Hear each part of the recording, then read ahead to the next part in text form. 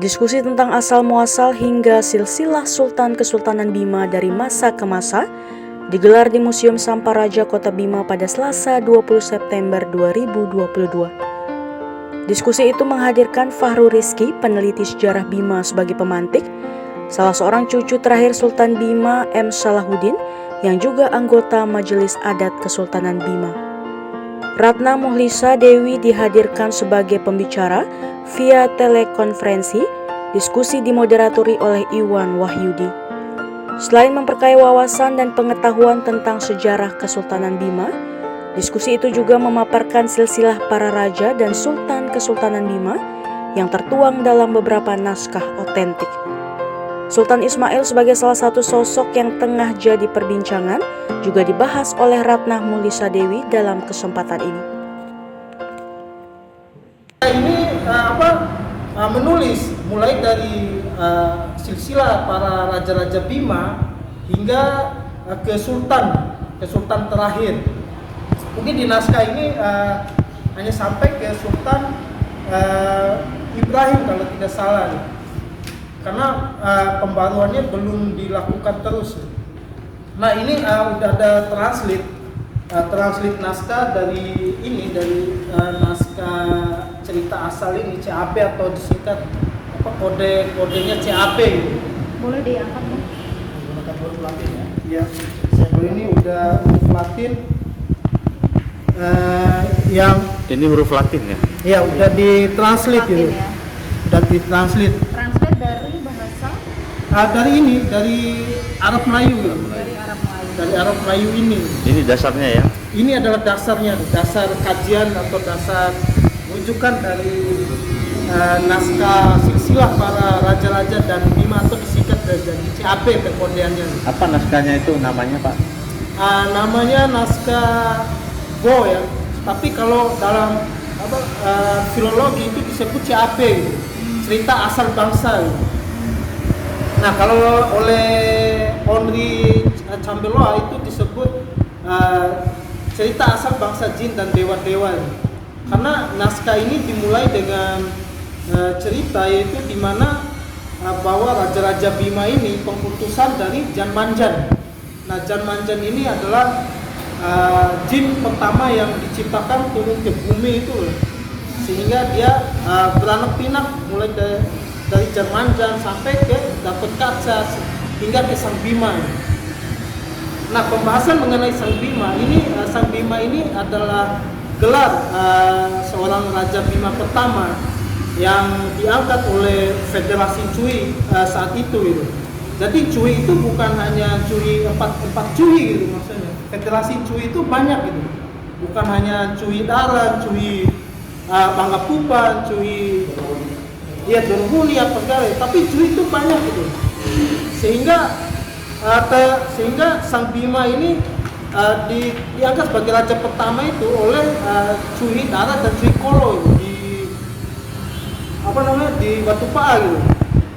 Nah setelah Sang Bima ini menikah dengan itu, kalau ini naskah ini ada beberapa versi gitu, tapi mungkin karena berbeda penyalinan sultan-sultan, era sultan itu berbeda penyalinan. Nah kalau dalam beberapa naskah yang saya punya itu ini bisa dilihat dari katalog Bima, itu ada beberapa surat mengenai Sultan Ismail khusus ya. Ismail ini hanya terdiri dari kertas atau lembar-lembar itu. Kepribadian Sultan itu bisa kita lihat dari surat-suratnya. Itu bagaimana dia cara memerintahnya, kemudian kepribadiannya dia itu bisa tercermin dalam surat-surat yang dikeluarkan oleh Sultan. Nah, seperti halnya surat Sultan Ismail, naskah Sultan Ismail ini banyak berisi surat-surat, tapi surat-surat itu menceritakan kisah-kisah apa saja yang terjadi, misalnya seperti kedatangan bajak laut, kemudian jadi Sultan Ismail ini oleh Gubernur Belanda beberapa kali diminta untuk datang ke Makassar gitu. Nah memang Sultan Ignat ini kurang suka ya sama Belanda, jadi Belanda pun ada perselisihan lah antara Sultan Ismail dan Belanda. Nah cuma tidak terjadi peperangan gitu. Nah kemudian dalam surat-suratnya itu salah satu tesis saya ya, jadi ada surat Sultan diminta untuk datang ke Makassar, tapi beliau menolak dengan halus dengan alasan yang pertama ada meninggal. Nah kemudian akhirnya saya tidak jadi datang. Kemudian terjadi penyakit cacar, masyarakat Bima terserang penyakit cacar, jadi dia mengurungkan niatnya untuk ke Makassar. Kemudian saya mau berangkat lagi, ternyata ada bajak laut. Sultan itu mempersenjatai daerah-daerah di pesisir gitu, karena Belanda bajak laut itu sudah menyerang Sumbawa dan menculik Nini Ranga. Nah seperti itu. Nah jadi pribadi Sultan itu kepribadian Sultan itu mencintai rakyatnya dengan bukti-bukti dalam suratnya.